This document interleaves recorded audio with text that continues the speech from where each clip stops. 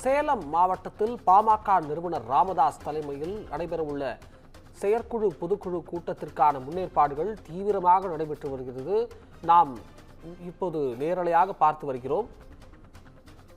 5 road பகுதியில் உள்ள தனியார் திருமண மண்டபத்தில் 2000 பேர் வரை கூடுவர் என எதிர்பார்க்கப்படுகிறது. சேலம் மாவட்டத்தில் பாமக நிறுவனர் ராமதாஸ் தலைமையிலான கட்சியின் செயற்குழு பொதுக்குழு கூட்ட முன்னேற்பாடுகள் தற்பொழுது சேலத்தில் தீவிரமாக நடைபெற்று வருகிறது. நாம் நேரலையில் பார்த்து வருகிறோம். 5 ரோடு பகுதியில் உள்ள தனியார் திருமண மண்டபத்தில் 2000 பேர் வரை கூடுவர் என எதிர்பார்க்கப்படுகிறது. கூட்ட அழைப்பாளர்களுக்கு மட்டுமே அனுமதி என தகவல் அறிவித்திருந்த நிலையில் குவிந்து வரும் பாமக நிர்வாகிகள்.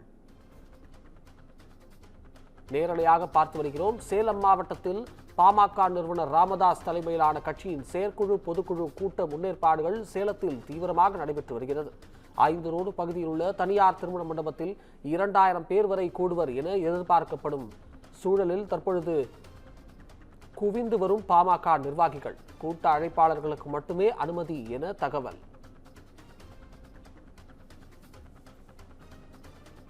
நேரலையாக பார்த்து வருகிறோம். பாமக நிறுவனர் ராமதாஸ் தலைமையிலான கட்சியின் செயற்குழு பொதுக்குழு கூட்ட முன்னேற்பாடுகள் சேலத்தில் தீவிரமாக நடைபெற்று வருகிறது. 5 ரோடு பகுதியில் உள்ள தனியார் திருமண மண்டபத்தில் 2000 பேர் வரை கூடுவர் என எதிர்பார்க்கப்படுகிறது. இதுகுறித்த கூடுதல் தகவல்களை வழங்குவதற்காக நம்முடன் செய்தியாளர் பிரகாஷ் ராஜ் இணைந்திருக்கிறார். வணக்கம் பிரகாஷ் ராஜ், கூடுதல் தகவல்களை பதிவு செய்யலாம். வணக்கம் அபிஷேக். இன்று சேலத்தில் ராமதாஸ் தலைமையிலான பாமக செயற்குழு மற்றும் பொதுக்குழு கூட்டம் நடைபெறுகிறது.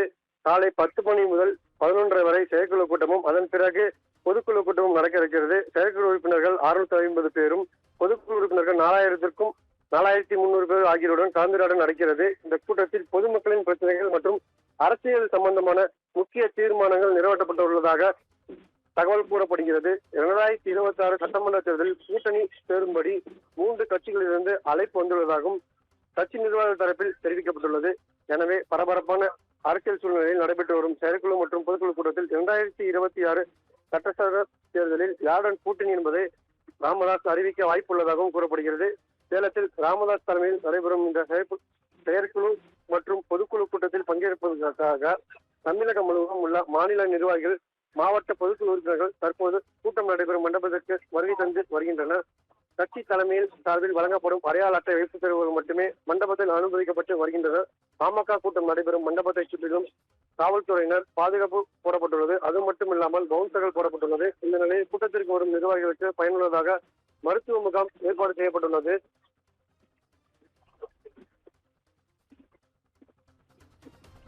தகவல்களுக்கு நன்றி பிரகாஷ் ராஜ்.